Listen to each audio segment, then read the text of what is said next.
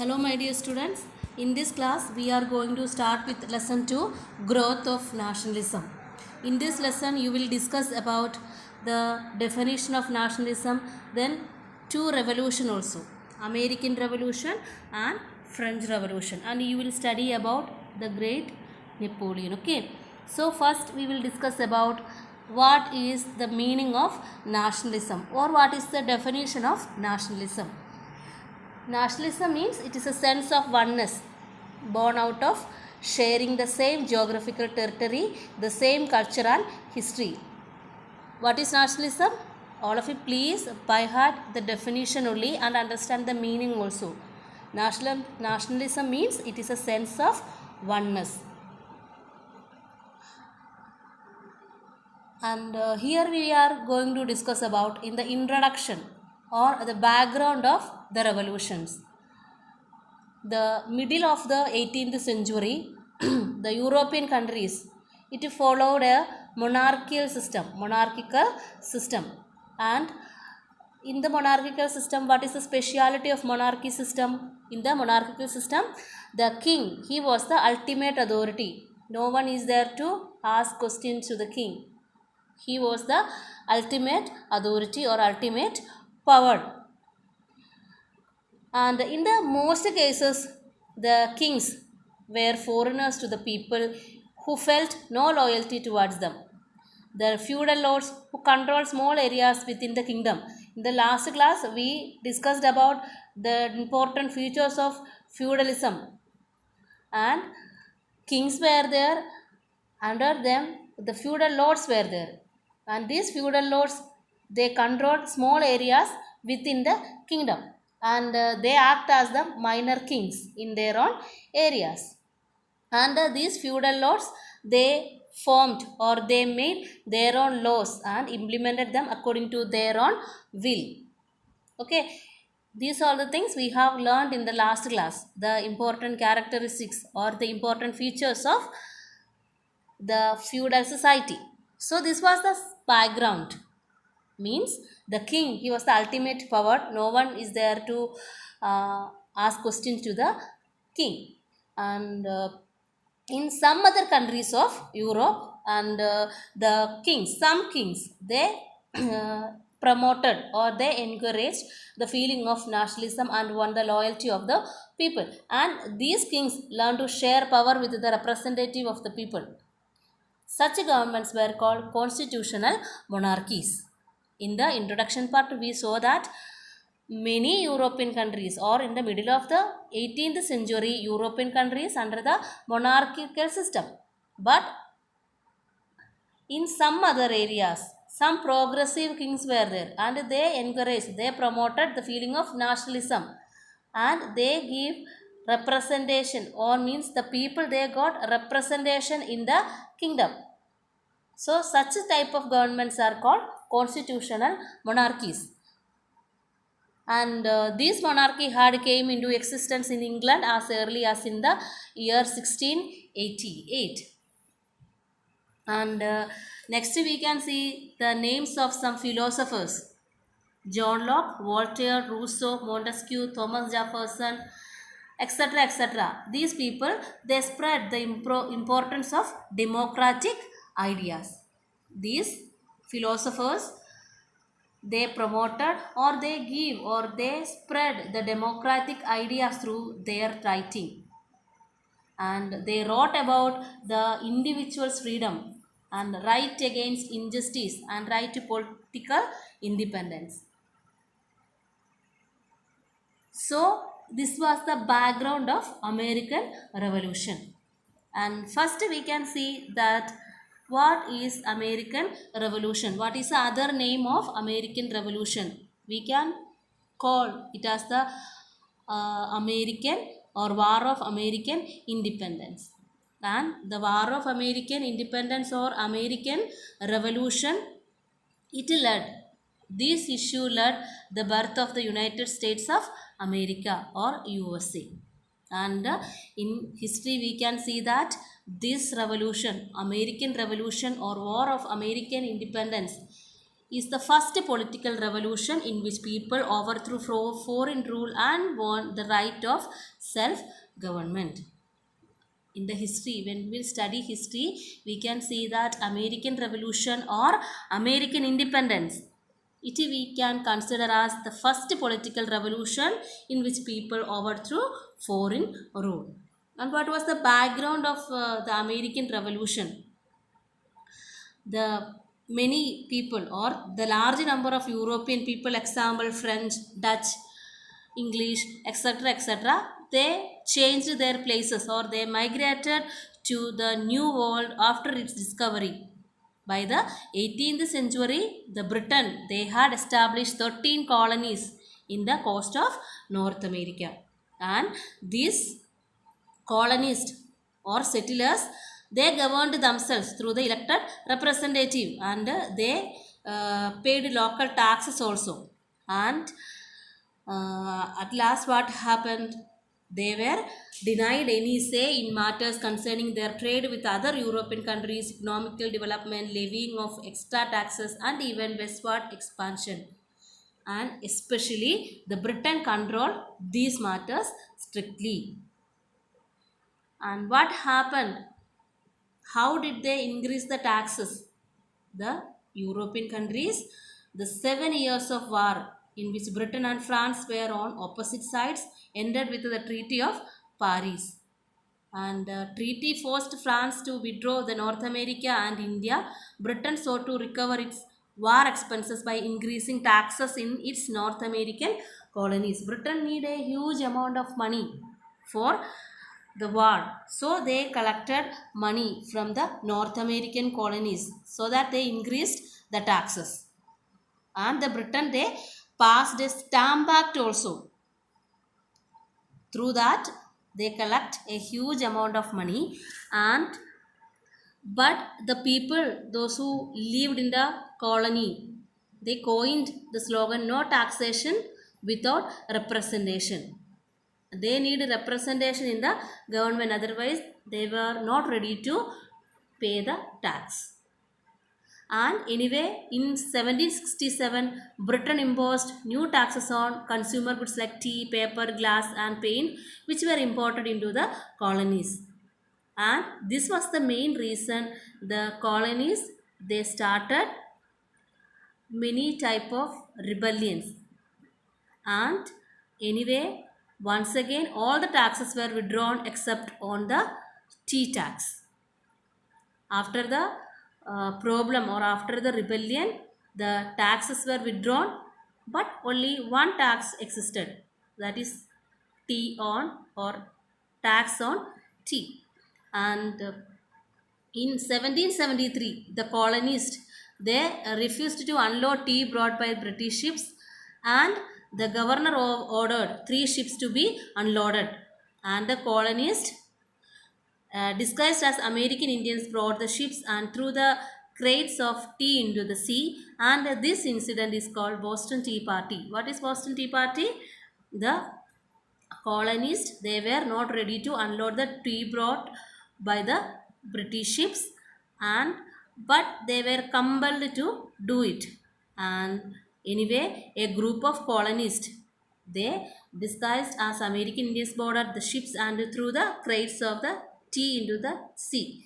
They throw the tea box into the sea, and this incident is called Boston Tea Party. And next we can see that the Declaration of Independence. Declaration of Independence. In 1774, the representative of the colonies made the appeal to the King of England to redress their grievance. However, in April 1775, fighting broke out between the British troops and the colonies. George Washington appointed the commander of the American forces. In 1775, Britain declared a state of rebellion in America. On 4th July 1776, at a congress in Philadelphia, the settlers of the 13 colonies adopted Declaration of Independence written by Thomas Jefferson. And here we can see the Declaration of Independence. What is meant by Declaration of Independence? And here you can see that the importance of Thomas Jefferson. The War of American Independence, it began in 1775. The George Washington, he was the commander of the American force. In 1776, the Declaration of Independence written by Thomas Jefferson and was adopted at Philadelphia. France, Spain and Netherlands joined the colonies in their struggle.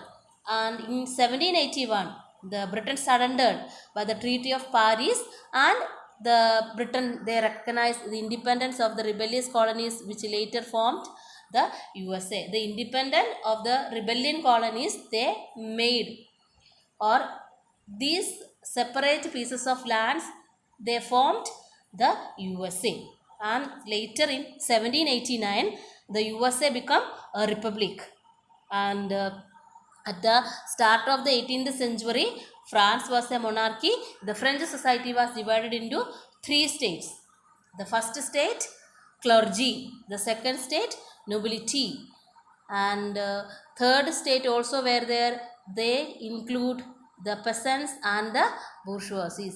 Okay, and they do not have any privileges, and they have to pay a large amount of money as tax. The third estates, first estates clergy, second estate nobility, third estate the peasants. And the third estate, they did not have any type of privileges, and they were or bore the burden of taxes. And the next and important person we are going to study about King Louis 16, and he proposed to increase taxes to overcome the financial crisis caused by the France's involvement in the War of American Independence. At the time of American War or American Independence, they spent lot of money for recollecting the money. King Louis, he increased the taxes, and the king wanted the three estate meet separately so as to get the third estate outvoted, and the third estate then proclaimed itself the National Assembly, which later became the National Constituent Assembly. And when the king began to gather troops in resort his authority, the people rose in rebellion. I will explain once again what happened here. And up to here, all of you understood, I know that. And now I am going to explain about the French Revolution. What is mean by French Revolution? I told you that at the beginning of the 18th century, France also was a monarchy. Monarchy, what is specialty of monarchy? In the introduction part we saw that. And the society was divided into three estates. And the main events, or what are the incidents happened before the revolution. I told you that at the time of American independence, the France, it faced severe financial crisis. So managing these problems, solving this problem, King Louis, he increased the taxes. And in 1789, the king, he decided to summon the estate general, but wanted the three estates to meet separately so that each state would exercise one vote. And finally, the third estate demanded a combined meeting of all the three estates with every member exercising one vote. So in 20 June 1789, the king had a national assembly locked out and its usual meeting hall. And the National Assembly then became the National Constituent Assembly. And finally, on July 1789, the people of Paris stormed the Bastille and set up the prisoners free. And the Constitution of 1791 established constitutional monarchy in France, and a new assembly called the National Convention was elected to power in August 1792. Okay, and next what happened? The Republican government failed to restore political calm in France, and France also became involved in war against the combined forces of several European states, including Australia, Russia, Britain, etc. etc. Okay, and now we are going to study about another important great personality, that is Napoleon. And in 1799, a change of government in France gave Napoleon supreme power. In effect, he became a military dictator. And in 1804, Napoleon introduced a new code of civil laws, and later it is known as the Napoleonic Code. And this code did away the privilege and established the revolutionary principle of equality before the law. It aimed to give effect to other revolutionary principles like individual liberty and freedom of work. It also protected private property. What is the importance of Napoleonic Code? It aimed to give effect to other revolutionary principles like individual liberty and freedom of work. And in 1804, Napoleon crowned himself Emperor Napoleon I in the Notre Dame Cathedral of Paris, and he made France the dominant force in Europe. And here we are going to study about Napoleon.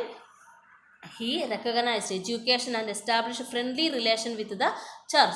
In 1804, he introduced a code of law, means later it named the Napoleonic Code. In the same year, he crowned himself Emperor Napoleon I.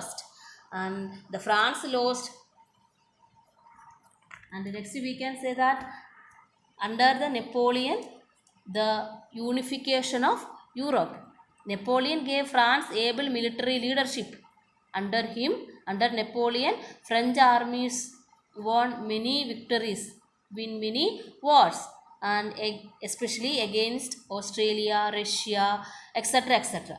And Napoleon unified the regions that they conquered and established uniform administration and courts of law in this region. And Napoleon's troops spread revolutionary ideas of liberty and freedom. And political and administrative unification under Napoleon prepared a ground of unification movement in some parts of Europe after his fall from power. And finally, in 1812, Napoleon invaded Russia. A large number of his soldiers died, and his enemies now united against him and attacked France from all sides. Finally, Napoleon forced to step down from the throne and was sent to exile to the Mediterranean island of Elba. In 1812, Napoleon attacked or invaded Russia, but a large number of soldiers died because of cold and hunger.